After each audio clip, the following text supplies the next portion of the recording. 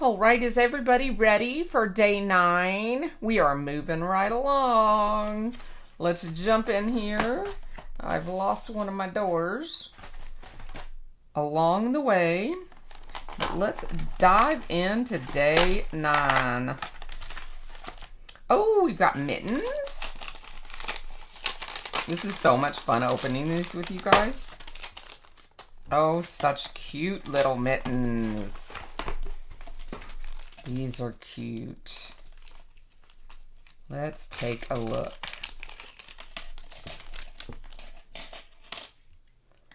All right, so we've got the mittens and we've got the inlays. Now remember, if you are not a lover of stitching, or if you want to take the stitching out just to be different, you can totally do that. So then we have the 2 cuffs for each of those to give it layers.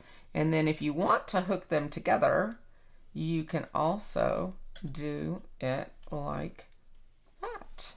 Check it out. Isn't that cute? That is adorable.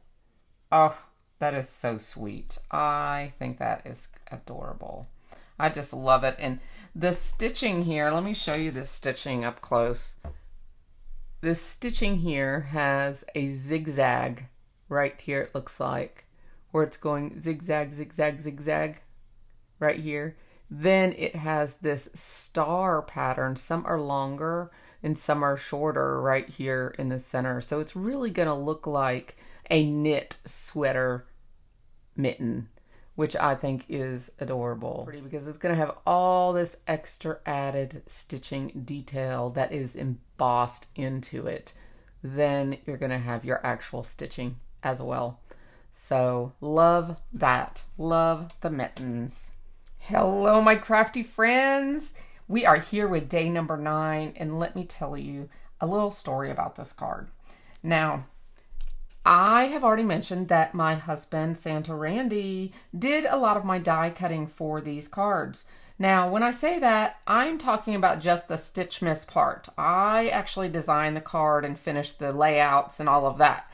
So, but he chose the colors for the actual Stitchmas dies. And he, double layered. He had instruction to die cut 2 layers of anything with the stitching holes.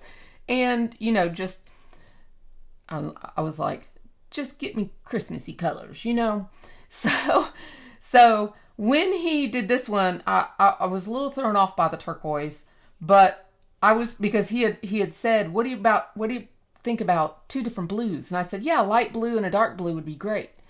And he's like, okay. So then it turned out to be turquoise and dark blue. And at first I was like, what am I going to do with this bright colored turquoise? And it stumped me. I'm just going to be honest. It stumped me a little bit. So I was digging through my backgrounds. I had a whole bunch of backgrounds left over from throughout the year. And lo and behold, I had this postage stamp rectangle background. Same color that he chose out of my scrap bin. Exact same cardstock. Already die cut in the postage label. Now, it had not been embossed with this, but it was A2 cut size, ready to be put on an A2 card base.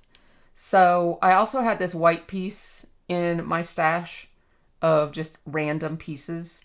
So I was like, okay, well, this is too good to be true that these are the same colors. So that's just telling me I've got to use those.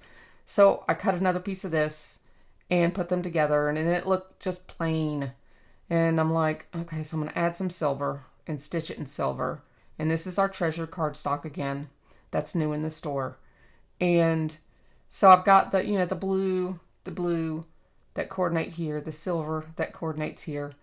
And I knew I already had some sentiments that would work. But it still looked blah because of so much of this blue. And it was driving me crazy. So then I thought, well, let me just get a 2D embossing folder and just see how it'll work putting it through the embossing folder.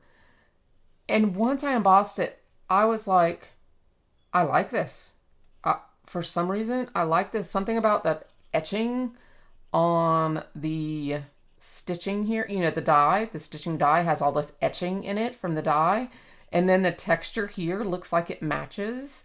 And it really became a cute card.